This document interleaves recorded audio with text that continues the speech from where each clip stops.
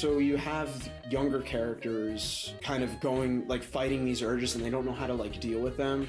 And sometimes it comes out in, like, these weird, awkward, and so, like, social interactions, which I think kind of have happened to everybody going through these things at one point or another throughout their life. Of course. So in a way, it's great to see these moments that we may have had and kind of feel, okay, we're not alone in it, you know? I love the point that you made, because it kind of ties in with what Rich said, which is, who is this show really for? Mm-hmm. On the surface, and again, like, when you really watch the show, which everybody in this room has, you can tell that this show is 100% not for children. Definitely. It is not for kids, probably under the age of, I would say, like 17. I think that's 16, That's fair, 17. yeah. Like, but the majority of people who watch the show are like 14.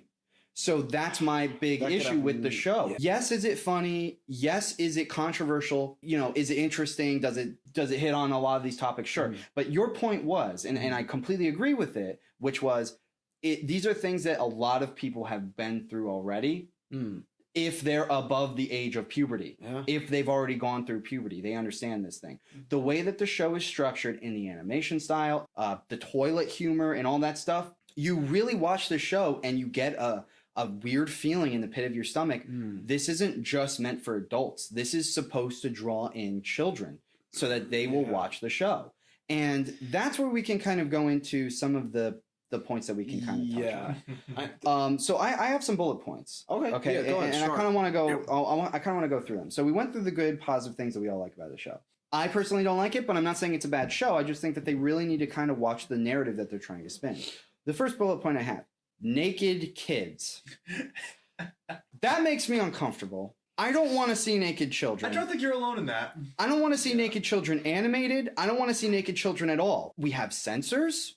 We can censor these things. You made an excellent point, which is, if you, and I'm going to steal it. I'm going to steal the show. Actually, you know what? You just say it, because you said it. You said it beautifully. It's your thought. This might be unpopular. Some people might have problems with this, but I think it makes perfect sense. When you watch something, any show, any cartoon, anything, if you look at a picture, if you're going to look at it and process it and take it in, you have to, by definition, in some way, shape, or form, think about that thing and have it in your head. So then you have scenes where you have drawn animated naked children. Yeah. Now, if you look at that, you have to, even if you're just thinking about the censored picture, that's in your head. I don't want that in my head. I don't want to think about that. I don't think a lot of people want to think about that. Yeah. So on top of the fact that it's there on the screen, that other people had to have it in their head for an extended period of time to draw it out. I'm not trying to say anything about the artists or I'm not trying to say anything about them as people, but I'm just saying, it's a fact. If you're gonna draw something as an artist, you have to have the image in your head to put it down on paper. Mm. And for me, the fact that your particular image that you had in your head for an extended period of time that you got down on the paper and then animated was a naked child. Yeah. That's just a little concerning to me. It kind of really makes you question the mental stability of the writers of that show. A little bit. For me, just a little bit. Like, I get it's all in the. I get that it is all in the name of empathizing the puberty situation, and I get that, and I think it makes sense.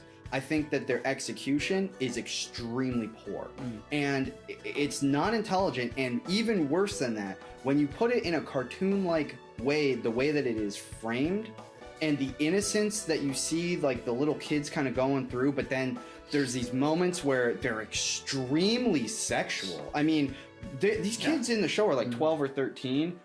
We were not. I don't think any of us in any of the schools that we've been to at that age were as sexual as those kids are portrayed in that show. Yeah. And when you have it that way, it normalizes.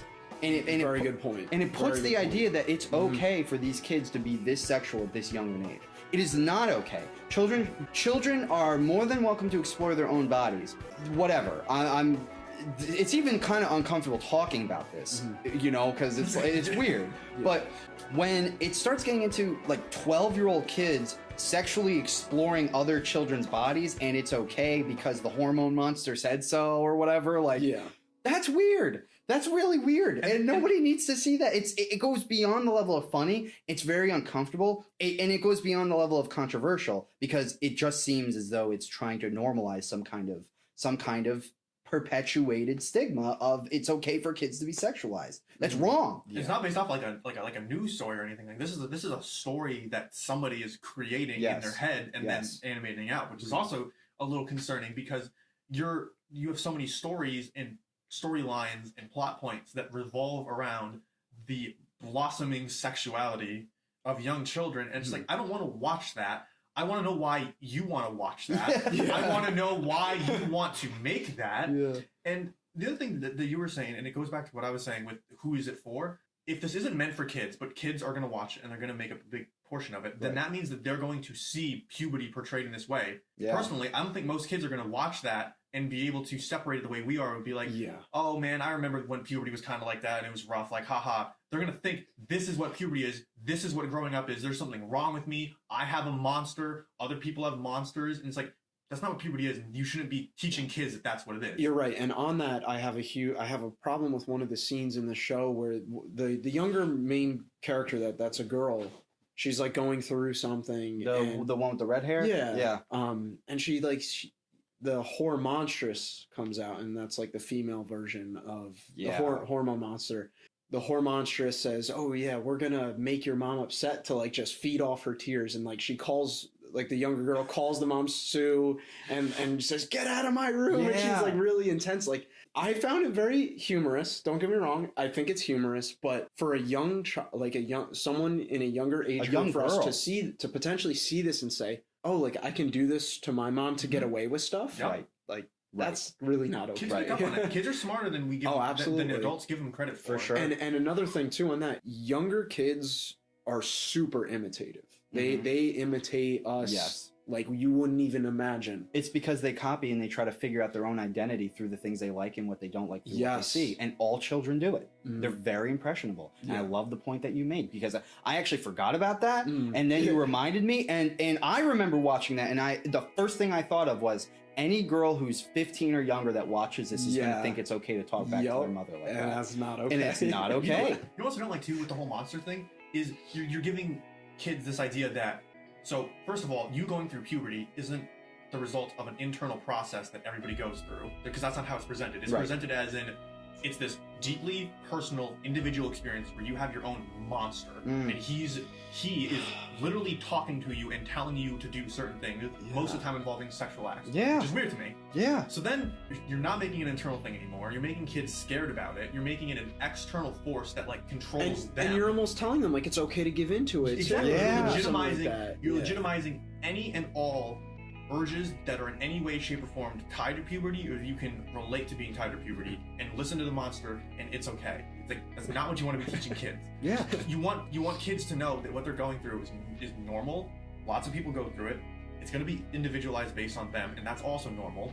And that it's an internal process that you go through. It's the process is part of you. It's not this external person that's talking to you and telling you to do stuff. And plus, also just side note.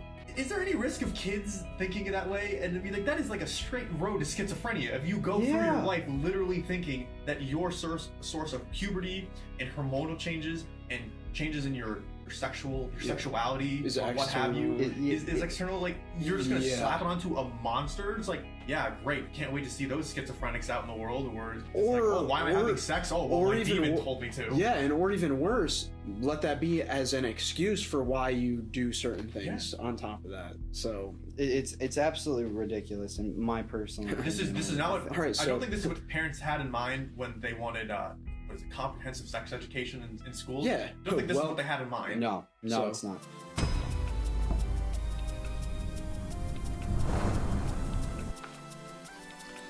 This is a fine blade, just like our fine videos. Make sure you subscribe, like, comment, ring that notification bell, and you can further support us by following us on all our social media, which includes Snapchat, Facebook, Instagram, and Twitter, and Patreon. Thank you.